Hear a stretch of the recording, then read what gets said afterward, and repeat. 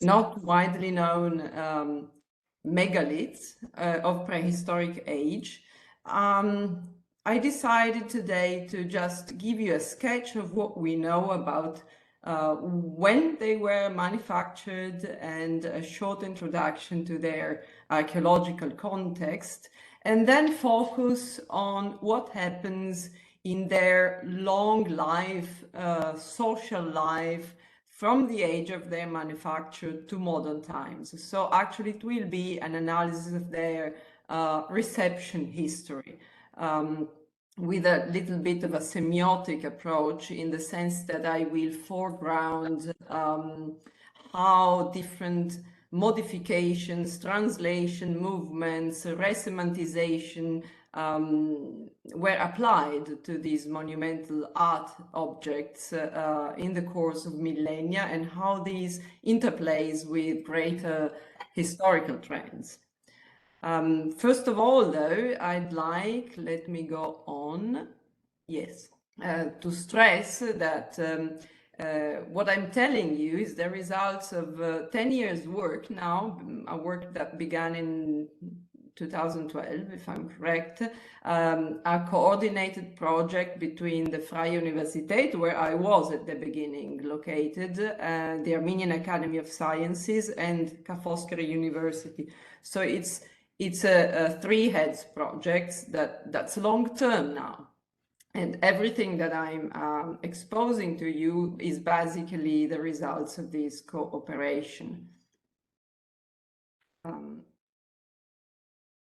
How do I go on here? Yes. First of all, just I want to show you, for those of you who are not familiar with these megaliths, what they are. We have three kinds of standing stele, basically. The first kind is shaped, formed as a fish. We use Latin words conventionally to designate these typologies, and we call it piscis. So as you see, it was a standing fish, since we can infer that from the fact that all of them are worked in the round. And quite anatomically correct, it seems that this is some sort of carp. So a fish living in big rivers in the lowlands of the Caucasus. And the second type is quite different, and it represents the prepared hide of a ram, or sometimes it could be a bull, or anyway a horned bovid, draped, represented as if draped on the stone itself. So it's a sort of vellus, if you like. It represents a stone with a ram's hide draped on it, and it has a characteristic quadrangular shape, let's say. There are slides. Halfway. Sorry, are you hearing me correctly? It's all fine. I think it was just a mistake. Okay, so we have slight differences in details and additions of other animals, as we shall see, but basically these are very static iconographies. The third kind is very rare, but it's important because it shows that both previous typologies belong to the same phenomenon, and we call them hybrid Vishaps or hybrid dragonstones, because it's a metamorphical mixture of a fish, a carp fish, and a draped hide, if you like. And as you see in this case, sometimes you have more than one horned animal represented on the megalith. Sometimes two hides are draped or kind of draped on it. And we have just a few of them, but they are enough to point to the fact that all these stones belong to the same phenomenon. And We counted, meanwhile, some 150 items of these stones located mostly in modern Armenia, but also in surrounding regions, above all South Georgia and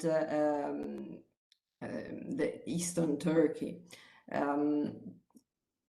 In these regions, we find these stones mostly at high altitude, between 2,000 and 3,000 meters above sea level, in families, in high altitude pastures, so in flat, slightly convex, water-rich meadows.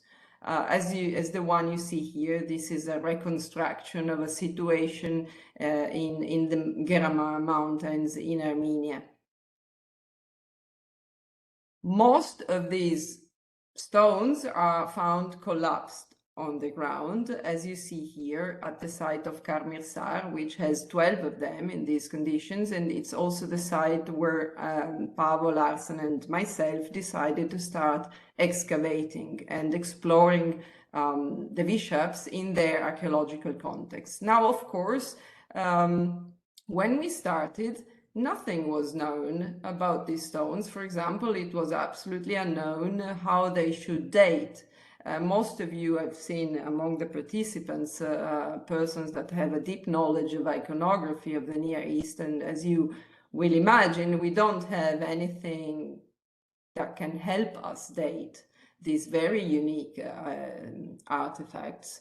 So how to date, that's a big problem, because you cannot really date a stone, you can only date their archaeological context, but as we saw very soon, these stones had a long history of removal, reuse, transport, recontextualization, so that it took us 7 years actually of collecting data and a little bit of luck to finally find enough hard data to be able to date the stone to a historical period. And this is our best context to date. We were able to locate a fragment of the tail of a Vishap in situ, surrounded by a platform-like installation, and the platform itself, including the platform itself, was covered with a thick layer of calcinated animal bones with some charcoals, and we could date this layer quite precisely with 2 different methods to the end of the 5th millennium BC. And again, this, which has finally been a very strong original context, actually, yes, dovetail with a number of other C14 data that we collected from other less clear Vishap contexts from the same site, all clustering around the end of the 5th millennium BC. So actually now we can say that we are studying the earliest monumental art in the Caucasus, dating to the late Chalcolithic period, a very weird monumental phenomenon located above 2,000 meters high. It's actually exciting and interesting to delve into this very mysterious phenomenon, but it's not the thing that I would like to do today, because as you can see, we also had other C14's data after a long gap, and these relate to reuse of Vishaps in other contexts. And actually what I would like to discuss with you today is what happens after the first manufacture and erection of these monuments in the thousands of years that follows, because they were not just used and buried, but they stood there, or at least existed, visible in these high pastures where there was no strong pedogenesis, so the growth of the natural growth of the terrain is only a few centimeters every 1,000 years, so big stones remain visible for the whole time. And so what happens is that the Vishaps becomes are continuously with some significant gaps manipulated and embedded into social life of the people frequenting these meadows, and so they become our palimpsest books through which we can read the history of the use of the high mountains. And in a way, they are also examples of how we can generally use monuments with a longer than human life as multi-layered record of historical data. So the first episode of reuse dated to the end of third and beginning of second millennium in the Middle Bronze Age. A number of Vishaps, here you see the situation in Operation A in our site of Karmirsar, which dates with a carbon date to around 2100 BC. They are reused as capstones for funerary barrows. Both fish and ram's hide Vishaps are chosen for this purpose, and these are the only Vishaps that get buried with time. So they are just embedded into a tomb.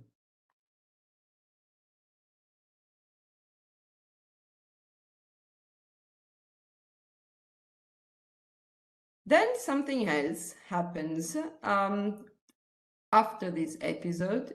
In the mid to late second millennium, verging on the late Bronze Age, some Vishaps are re-erected as anthropomorphic steles. How do I know that? Let me guide through my reasoning. Some Vishaps, and we are only speaking of Vishaps of this kind with a ram's head, with a prominent ram's head and a strong quadrangular shape of this kind, have a line more or less at the half of the stone. You see here 3 different examples from Georgia and Armenia, and they're not the only ones. So this line at the beginning, we didn't give a lot of importance to it, but then we started seeing a pattern. Sometimes the line is double, sometimes it has some sort of round incision inside. And then we found a Vishap, we located a Vishap near Erzurum, who very clearly demonstrate that these lines are belts, and the Vishaps is being interpreted perhaps or transformed or ambiguously reused in the sense that it is reworked as the image of a man. Here you see that the hoof of the animal has been reworked into a hand. And this kind of object is very similar to, so here again you see the Vishap from Oltu near Erzurum, and here you see a Tashbaba found near Erzurum. This is also an ancestor stele used on in funerary contexts, and so presumably dates to the end of the second millennium, and here we see very clearly that these are the prototypes after which the Vishaps were transformed and reinterpreted. And again, this is an example in Karmirsar where we see that in some Vishaps the petroglyph of long-horned goat has been pegged, secondary pegged on the surface of the Vishap. And this again reminds us of the use of these long goats on these warrior stele of the 2nd millennium BC. This is a stele from Azerbaijan.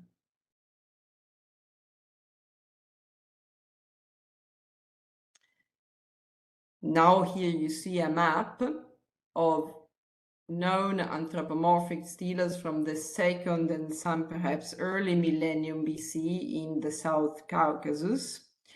Again, a good comparison could also be the famous Foscari stele found in eastern Turkey. And again, here you see the horned animals, the belt, this sort of,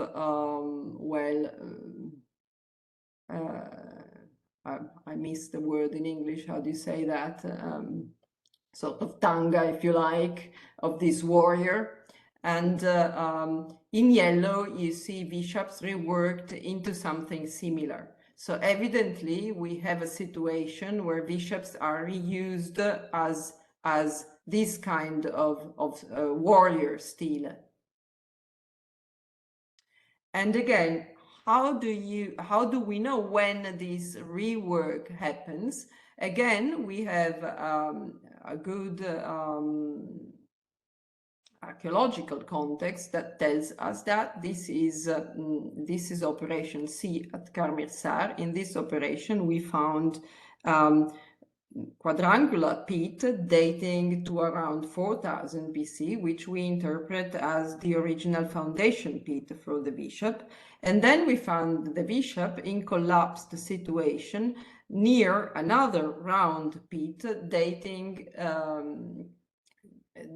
as you see, to the end of the second half of the 2nd millennium, same date of a scatter of pottery sherds nearby. So we reconstruct this archaeological context as a context where we see the context of re-erection of a late Chalcolithic monument into a late Bronze Age context.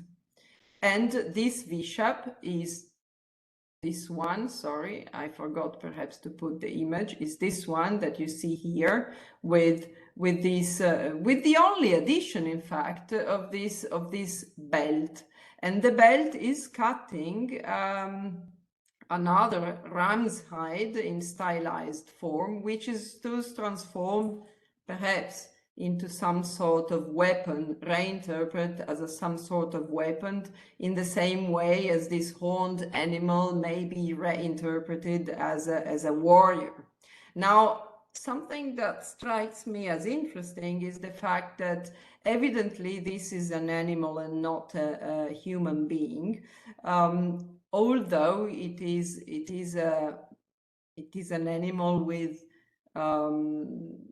physiognomic characteristics that can be related to a human being: the eyes, the face, even the behavior of a bovid is somehow more human, for example, than that of a fish.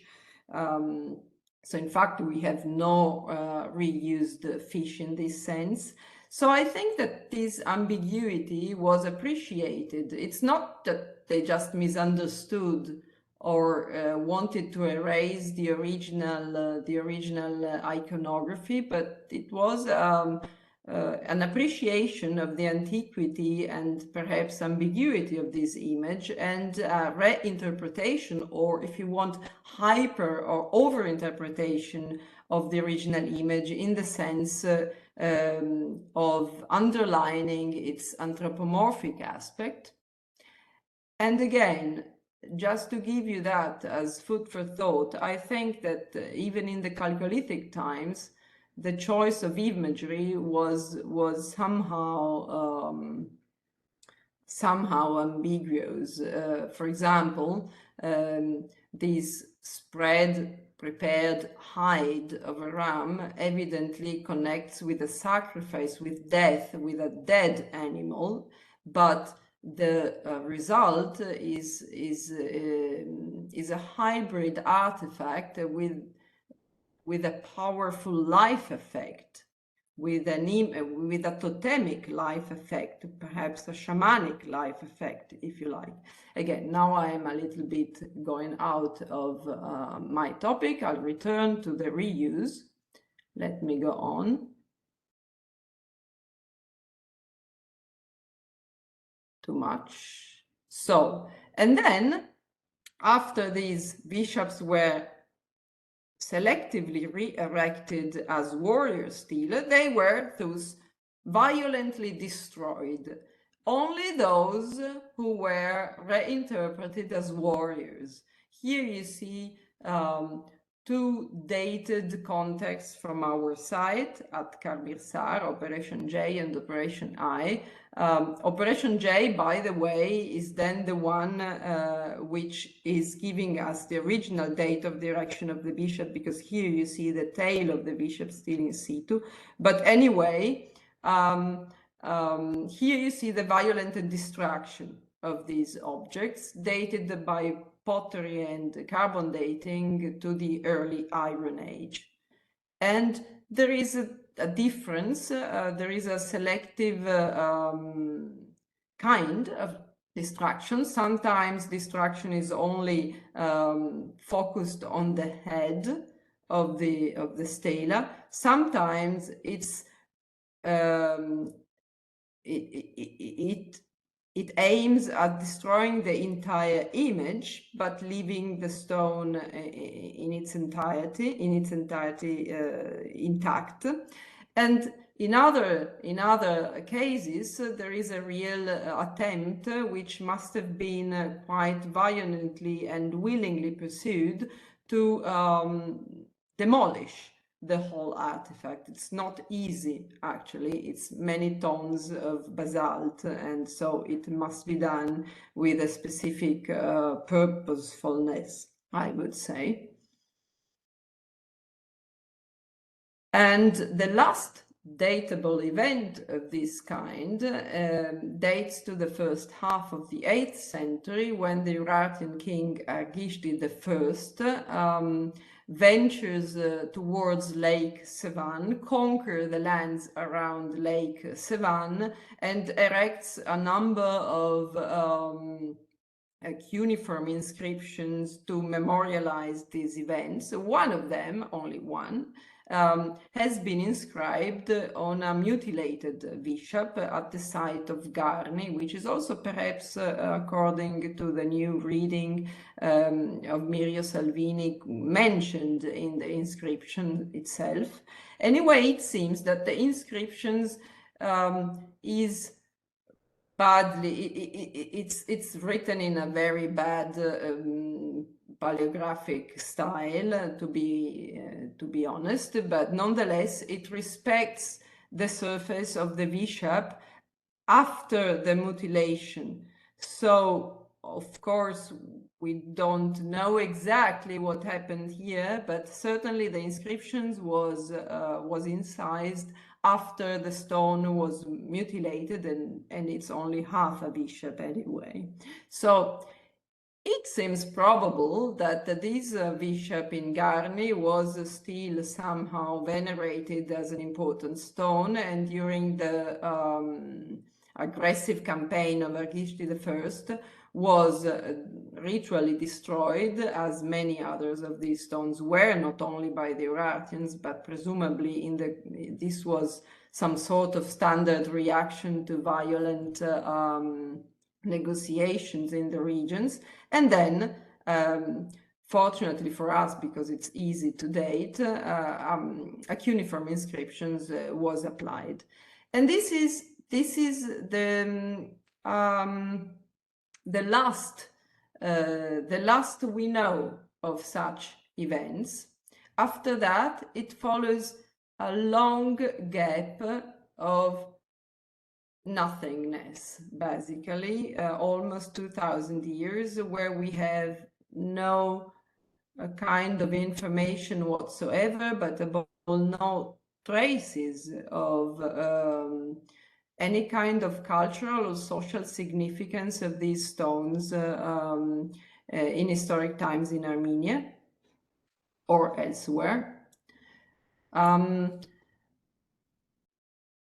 It begins again to get interesting in the earliest datable event is in medieval times, when Vishaps begin again to be transformed into something else. Often in Armenia, they were turned into khachkar or cross stones. And we have inscribed examples which can be dated paleographically in a quite secure way, also because sometimes in the inscriptions themselves the date is explicitly mentioned. Here you see 4 examples. We have, I think, 15 in total. And here we see that in Christian times, Vishaps were embedded somehow ambiguously in the local belief system, because we have different ways of dealing with transforming the bishop into a cross stone. Sometimes the whole stone was repolished, as it is the case in Karmrashen, but Karmrashen has also an inscriptions on the back, which you don't see here, explicitly mentioning that this was originally a prehistoric carved stones collected in the mountains nearby and transformed into a cross stone. So nothing was left of the original carving. We can still make out the shape, but it was deemed interesting to mention that. So it was an act of significance. It was not just some stone, but it was a chosen, spatial, powerful stone, reused, completely erasing the original surface. In other cases, such as in these ones, the bishop is Christianized, but it is still very much there. So there is a specific desire to expose a Christianized ancient object. In other cases, only little details are left, so that we see that there is a sort of different, quite diversified approach. I would almost say individual approach to how to deal with these old stones, which somehow must have been acceptable for the Christian belief, for the early medieval Christian beliefs, perhaps because both the idea of sacrificing a ram and the idea of a fish as Christian-related symbols could work somehow. And yes, here you also see that in special cases, this is actually the belly of a fish, which has been used to create a cross stone. So again, this is like a renaissance of reuse of Vishaps. And then we also have a different tradition, coterminous, and at the same time we also find Turkic tribal graffiti on some Vishaps, such as in this case in our site of Karmirsar, and there is also perhaps a sort of badly written Arabic inscription which we were not able to decipher. But anyway, these Turkic tribal graffiti are datable because they are conventional signs, and they date between the 11th, between 1100 and 1300 Anno Domini. So at the same time of the cross stones, basically. And we also imagine that there was some sort of even conflictual relationship between the two groups, because we found Vishaps turned into cross stones, sometimes, as in this case again in Karmirsar, broken in pieces after the transformation into across stones. So again, we see that these stones were embedded into local culture and became surfaces of power, negotiation, and also conflict, violent conflict.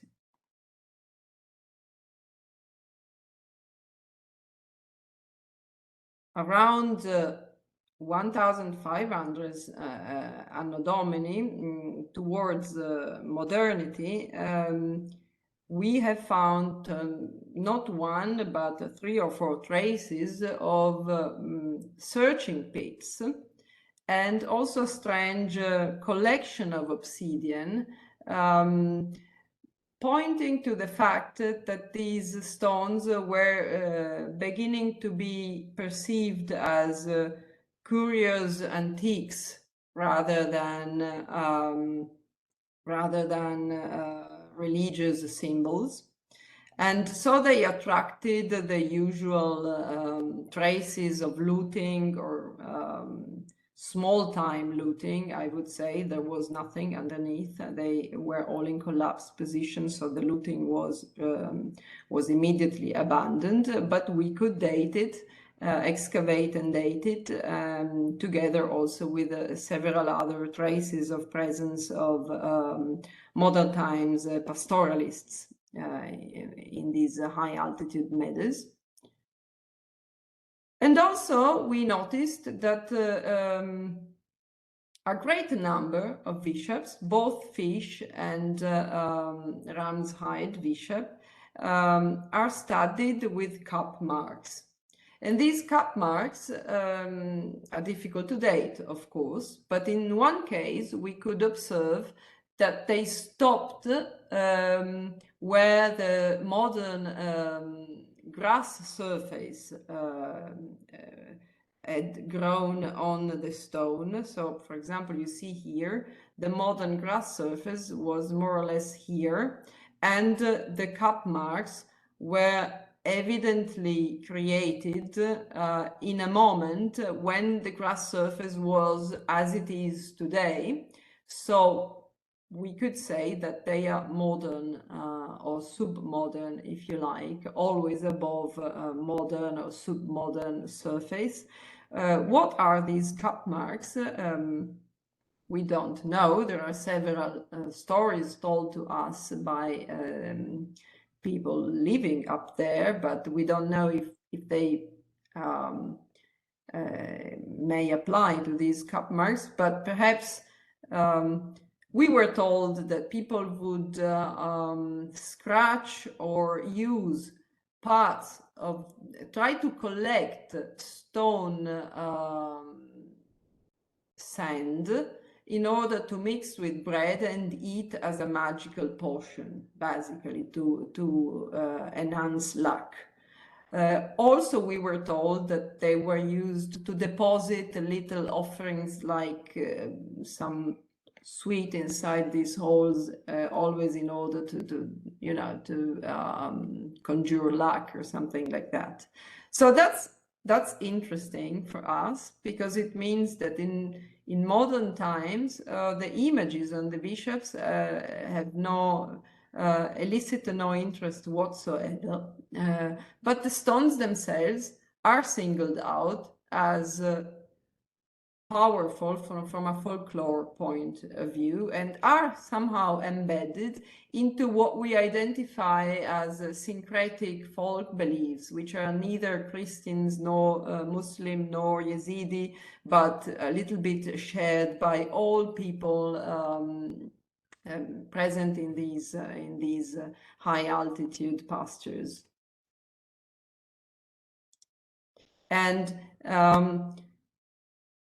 we have several other clues to the fact that in the past 100 years, veritable little local cults developed around the stones.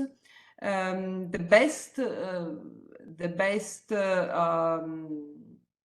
data we have concern this stone in Georgia, where we could perform some interview on site and also read a report of the 1930s of a Soviet, Georgian Soviet archaeologist who collected information about what local people thought about these stones. It's evidently a Vishap. You see here the goat's or bull's leg, but the locals interprets it as a woman's breast giving milk.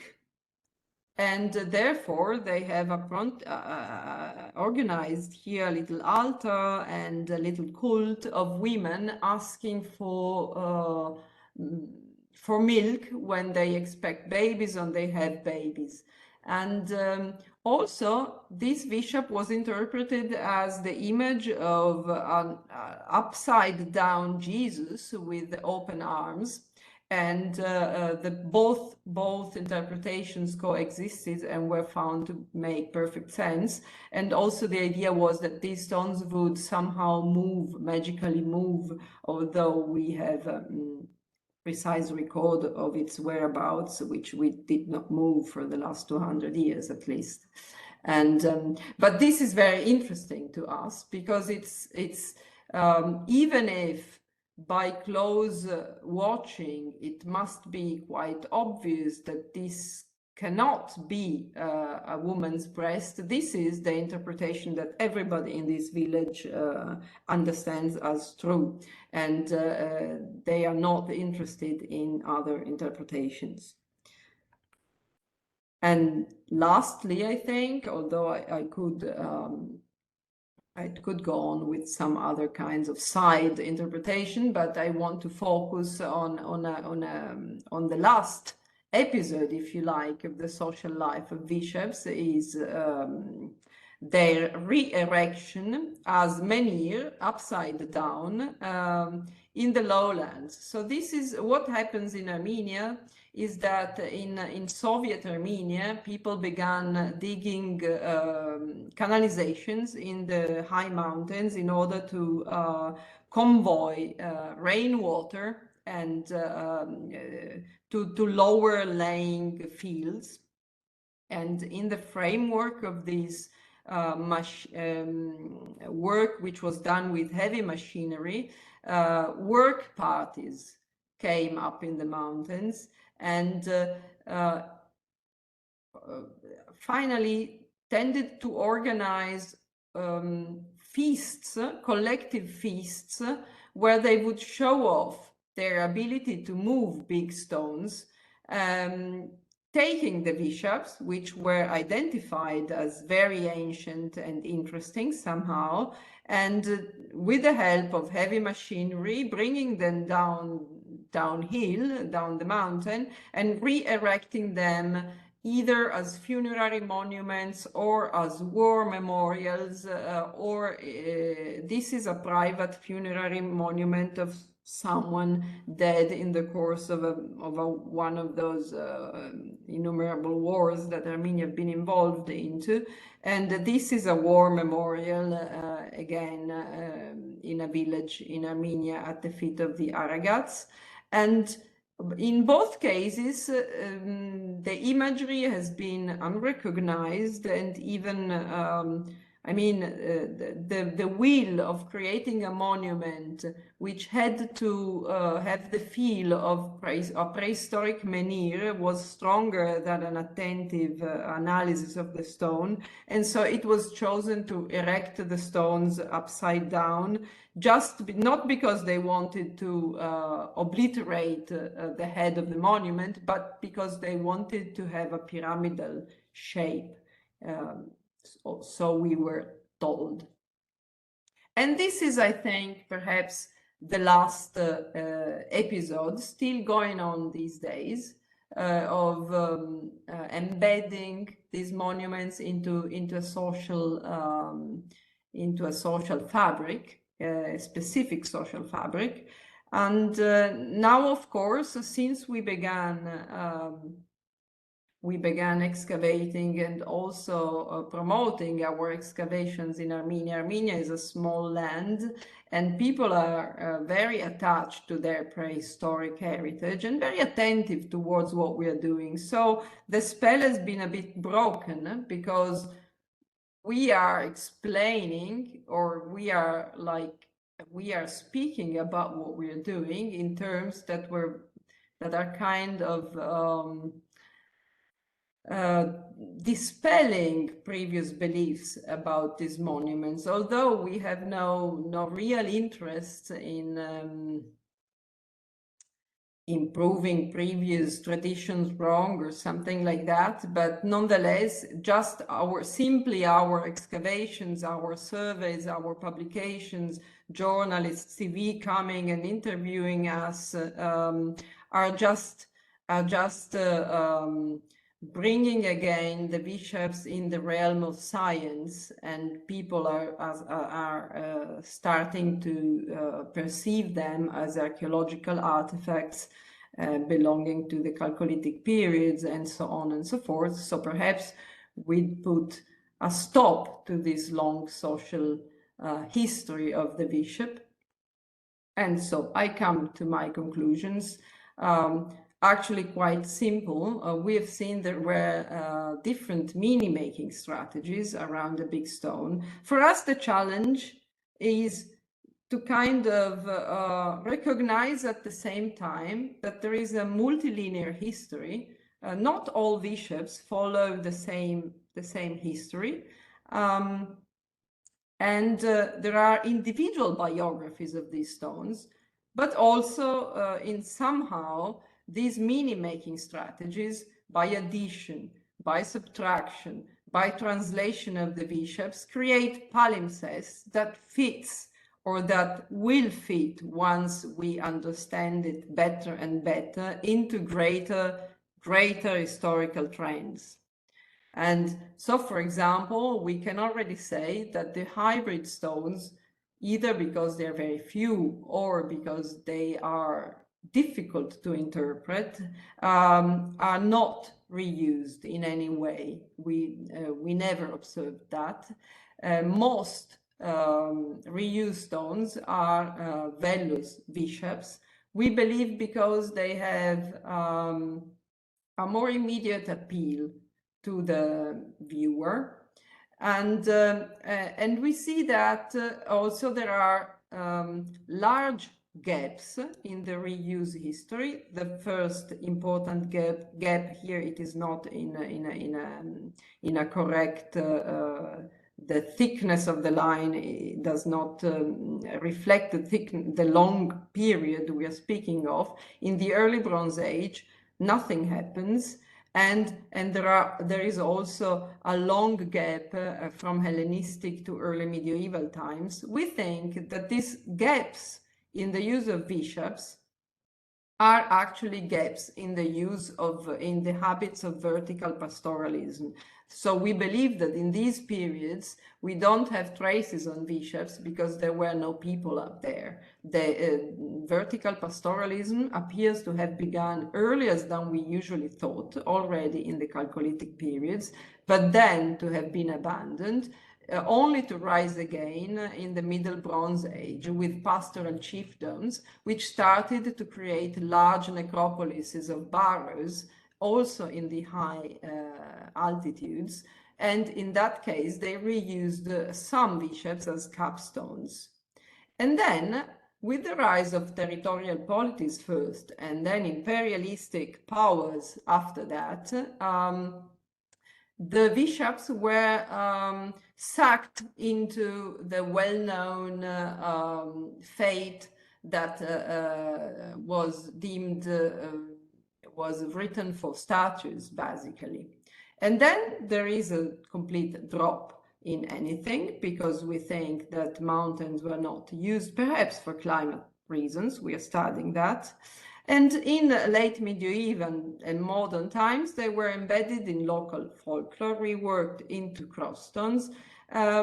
First, in a situation which seems to have been rather conflict-ridden, and then kind of subsumed in local folklore through syncretic beliefs that were rather inclusive rather than exclusive, and at the end transported in the lowland villages when this was possible, namely when big machines could do the work. So I think this was my last slide.